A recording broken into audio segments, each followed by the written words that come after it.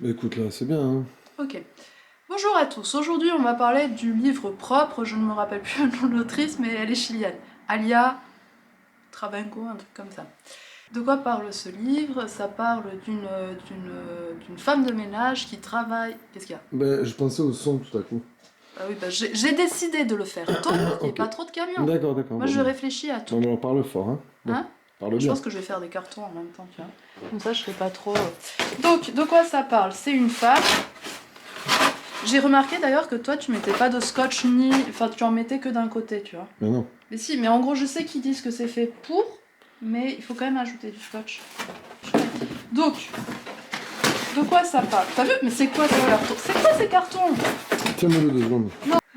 Je sais plus où j'en étais. Oui, donc de quoi ça parle? Ça parle d'une femme qui est une femme de ménage et qui va travailler chez une famille riche. Le mari est médecin et la femme, enfin je sais pas, la femme au foyer ou un truc comme ça, mais... et donc il y a des rapports de classe, des rapports de domination. Et en fait, dès le début, elle nous dit que la fille... Parce que je sais plus si elle est femme de ménage ou si elle est nourrice, tu vois. Je pense qu'elle est les deux un peu. Et elle nous dit dès le début, ah oui, la fille est morte, donc je vais vous expliquer mon histoire, je vais vous expliquer ce qui s'est passé. Et je trouve que faire ça, c'est tout gâcher. Parce qu'en gros, je trouve que c'est une forme qui est tellement éculée, qui est tellement... Enfin, c'est la forme classique des séries Netflix. Ça me faisait penser à la Casa des Papel. Et il y avait... On se fait accent, là. Je vais vous expliquer comment il a fait mon casse, là, ou un truc comme ça. Et c'est juste insupportable parce que elle fait que y revenir à chaque... Les chapitres sont super courts, et à chaque début de chapitre, elle fait que répéter tout le temps « Ah oui, je vais vous le dire, ah oui, je vais vous le dire, ah, on y vient, etc. » Et nous dit aussi « Ah oui, et faites attention à telle anecdote parce que c'est super important, et vous comprendrez toute l'histoire avec ça. » Et je trouve que c'est super directif et désagréable, et en fait, on a l'impression qu'elle nous laisse aucunement, nous-mêmes, appréhender son histoire, qu'elle nous guide trop, quoi, que c'est super contrôle fric. Et je me demande si c'est pas une forme vraiment libérale, quoi, de littérature qui prendrait vraiment un modèle comme les séries ou les trucs comme ça, de toujours capter notre attention, quoi. C'est toujours, il faut que vous soyez attentifs, etc. Et c'est juste saoulant, parce qu'en plus, ces anecdotes, elle les survend, et du coup, enfin moi, à chaque fois, j'étais, ah ouais, ok, c'est juste ça, ok, on s'en fout, ok, on s'en fout. Et il y a une sorte d'impatience qui se fait, et je sais pas chez qui ça marche, je sais pas chez qui cette forme marche encore. Je vois pas comment les gens, ils peuvent encore se dire, waouh, qu'est-ce que... Tu respires fort, c'est ça? Oui, c'est là, Qu'est-ce c'est que, à côté. qu'est-ce que mon attention elle est captée? Qu'est-ce que j'ai envie de savoir la suite? Puisqu'elle fait que me dire toutes les 2 minutes, attention, attention, attention, regardez ça. J'ai mal au bras. Ça me fait penser à L'essai comme une mule de Bégodeau, où il parlait, je crois, de Proust, de Bergotte. Il a cette obsession d'un pan dans un tableau, je crois, si je me trompe pas, et ça représente l'inutile de l'art, quoi. Et en fait, ça me faisait penser à ça, où j'ai l'impression que dans ce livre, tout doit être utile, tout doit avoir une importance, tout doit être bien calé pour justement amener vers la fin. Et il n'y a rien qui est gratuit, quoi. Et c'est juste insupportable, parce que, en fait, même quand elle décrit quelque chose qui pourrait être poétique, parce qu'à côté de ça, elle écrit assez bien, j'ai l'impression que c'est un peu un gâchis de talent, parce que vraiment, je trouve qu'elle a de belles trouvailles, mais même quand il y a quelque chose qu'elle pourrait nous laisser vraiment goûter, réfléchir, un moment, je crois, il y a une mouche qui se pose sur la main de la femme, quoi, et elle nous dit « Ah mais attention, gardez bien cette mouche en tête parce qu'elle va avoir une utilité et après elle va gna et tout va s'expliquer gna gna. » Et c'est juste insupportable, quoi, c'est genre « Ah putain, rien, tout est là pour cette fin et en fait à la fin j'en ai rien à faire. J'en ai rien à faire de cette fin. Il me reste 10 pages, je sais même pas si je vais le lire. Je sais même pas si je vais terminer ces 10 pages parce que je m'en fous en fait de comment elle est morte la petite. À la fin, elle a trop insisté là-dessus et je trouve que ça tourne à vide, quoi. Et c'est vraiment un gâchis. Et ça m'énerve parce que je me dis d'un côté, j'ai envie de garder euh, le nom de cette autrice en tête parce que, à côté de ça, enfin, c'est juste la structure du livre qui a été, je sais pas si c'est ses éditeurs ou si c'est elle-même qui a voulu à tout prix faire quelque chose qui soit comme ça, qui capte vraiment l'attention. Pourquoi tu rigoles? Non, je rigole pas. Si tu rigolais. Non, j'essaie de pas respirer dans l'appareil photo. Je sais pas si c'est fait exprès, mais je sais plus ce que je disais encore une fois.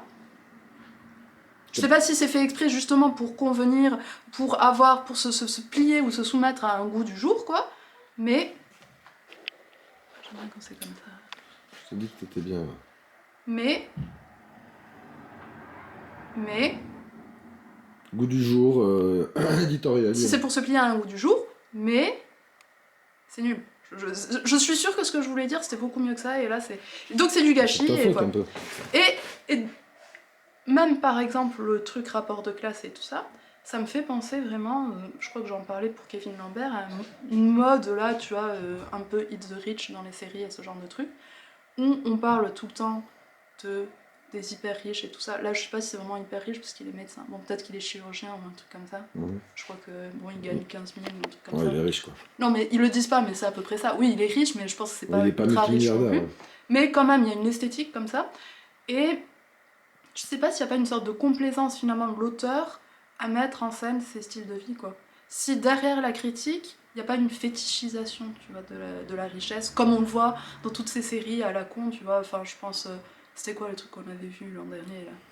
Ça reprenait Le truc Edgar avec Poe. Nicole Kidman, là, je sais pas quoi. Ouais, bah ça, c'était il y a pas longtemps. Ouais. T'avais le truc avec qui reprenait Edgar Poe et tout, tu vois. Ah, Et oui. t'as l'impression qu'il y a genre une complaisance vraiment, tu vois, à filmer ces gens dans ces beaux volumes, dans ces beaux intérieurs, avec ces belles fringues, etc.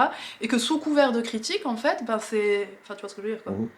Et là, je me demande, je sais pas si c'est tout à fait ça, faudrait que je fasse des cartons en même temps. Je sais pas si c'est tout à fait ça, mais ça pourrait y ressembler, quoi. Et ça m'y fait réfléchir parce que je disais qu'il y avait un sujet, là, comme ça, que j'avais bien envie de faire en roman. Que je disais c'était une... Non, on voit les murs derrière. Mais ils sont pourris, de toute façon les gens ils vont voir que c'est pourri, on vivait dans un taudis là. Ils avaient compris, je pense. Non, mais je pense qu'il faudra couper ça. Que ça m'intéressait d'écrire sur ça, mais je vois bien que moi-même il y a peut-être une fétichisation, parce que c'est en gros en regardant des vidéos en tant que femme, quand je tombe sur les trucs Vogue, etc., tu vois, il y a une sorte de... Je sais pas si c'est un truc esthétique, tu vois, de les regarder avec ces trucs, ces objets fétiches et ceci et cela, et j'ai envie d'écrire sur ça pour critiquer ça, et je sais pas si ça va donner quelque chose à la fin, parce que... Mais après, l'histoire que j'ai derrière et tout m'intéresse vraiment, donc je pense que... Mais c'est vrai que c'est à réfléchir, quoi, de se dire, est-ce que tous ces auteurs qui veulent critiquer justement des trucs inégaux, ils y participent pas, quoi. Mhm.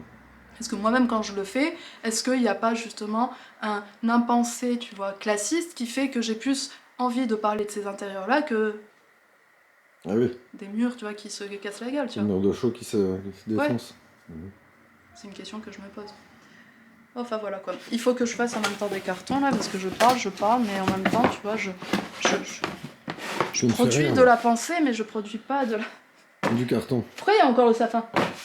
Donc, je fais les livres là d'enfants, t'es sûre qu'elles veulent les garder, ceux-là? Il faut les trier. Je crois que j'ai déjà trié. Que, tu sais, on parle de charge mentale, etc., blablabla, Mhm.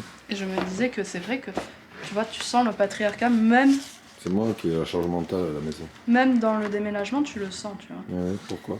Parce que je me dis, tu vois, genre par exemple, je déteste là tout ça. Je déteste parce que tu sors tout, tu extériorises tout, tu vois, c'est comme, je sais pas, tu vois, aller voir... T'as tout qui est dégueule, tu vois. Mhm. Et en gros, tu te dis, il faut que je fasse un tri. Mhm. Donc moi, je fais un tri. Moi, je vire 80% de trucs. Toi, j'en ai rien à foutre, j'ai aucun attachement, tu vois. Toi, les fringues, j'en ai trié vachement. Et toi, je te demande, vas-y, trie un peu tes bébés, trie un peu tes trucs. Mhm. Et toi, tu passes 2 heures, et à la fin, t'as 2 trucs. Oui. T'as genre 2 BD. Mais c'est normal parce que c'est des BD à quoi je tiens. Oui, Donc, mais genre, et moi, est-ce que j'y tiens pas? Non, moi, je fais un tri, je fais le vide, j'en ai rien à foutre, tu vois. Je suis Et c'est bien. presque bouddhiste, tu vois. Ouais, ouais. Et je me dis, tu vois, et après, en plus, à la fin, moi, je donne tout, comme ça, c'est, tu vois.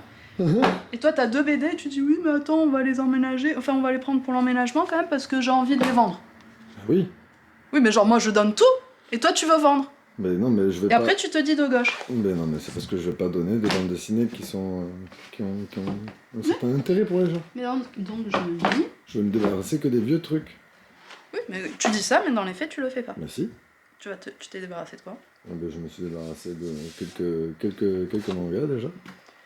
Non, les mangas, tu dis non, je vais les garder parce Oui, que je vais peut-être les que garder. les filles, elles voudront les lire plus tard. Deux livres, deux vieux livres. Je me suis débarrassé de vieux livres. Et tu t'en Non, es pas débarrassé? deux, plusieurs, non. De vieux livres. quoi. Combien? Je sais pas, une quinzaine. Donc tu vois, c'est déjà bien. Et tu t'en es débarrassé vraiment ou tu vas les vendre? En même temps, regarde toi ce que tu voulais garder. Hein? De quoi? C'est ça? Mais parce que je l'aime bien en toilette, je trouve que... Ah oui, les gorilles, les chambres. Ouais, Regarde. j'apprends. Montre les dessins horribles. Mais je l'aime bien, vraiment. Regardez, comme ils font peur ces dessins. Regardez. Lui là, Je l'adore. voilà. Hein. Et lui là. Et surtout lui quand même encore. Hein. Bon. Ouais, donc je disais, je suis pas matérialiste et je suis pas attachée donc Mhm. au truc. Ouais. Tu vois, et genre, à la limite, tu me dis, ok, tu te débarrasses du livre de chimpanzé. Mhm. Et Je donc, dirais non, mais ça ferait un seul livre, tu vois, que je garde, quoi. Parce que j'ai viré tous mes livres de la bibliothèque, j'ai gardé que les classiques. mais Putain. c'était des livres que t'aimais pas. Non, mais en gros, tu vois, je pense au concept de la bibliothèque, Mhm. et je me dis, c'est n'importe quoi. C'est n'importe quoi, mais je pense encore plus au concept de la bibliothèque de BD, de bande Mais dessinée. non, on les lit plus souvent les bandes dessinées que les. Non, oui, mais je te vois jamais en prendre. Mais À la limite aux toilettes de temps en temps, mais Ouais. sinon c'est juste là ben, pour... Non, et ben c'est mes bandes dessinées que j'ai Oui, défaites. non, mais j'y réfléchissais, je me disais, c'est vrai, c'est rigolo. On garde des trucs, Oui. et finalement, moi, je les ouvre presque jamais. Et la plupart du temps, si j'ai vraiment envie de les ouvrir, Moi, j'ai tellement la flemme de chercher Moi, que je me dis, bon, je vais me le télécharger, je vais regarder pas sur la lisace. Tu vois. C'est ton problème. Bref, je suis pas matérialiste, toi tu l'es. Et donc, ça là, cette horreur, Ça, on garde. on la jette. Non, on garde. Je sais plus. Le livre, donc, je vous le recommande éventuellement quand même pour le style de l'autrice. Je la garde en tête en espérant qu'elle va moins se soumettre aux dictats éditoriaux, quoi. Mhm. Je vous remercie de m'avoir regardé. Et comme vous comprenez, je sais pas quand est-ce que je ferai ma prochaine vidéo, mais en février, donc je prévois cette vidéo avec des poètes, et j'ai eu pas mal de réponses, donc c'est cool. Et je vais vous parler d'un livre qui est vraiment chouette, qui s'appelle Le Carnet d'or de Doris Lessing. Je vous remercie de m'avoir regardé, et je vous dis à très bientôt.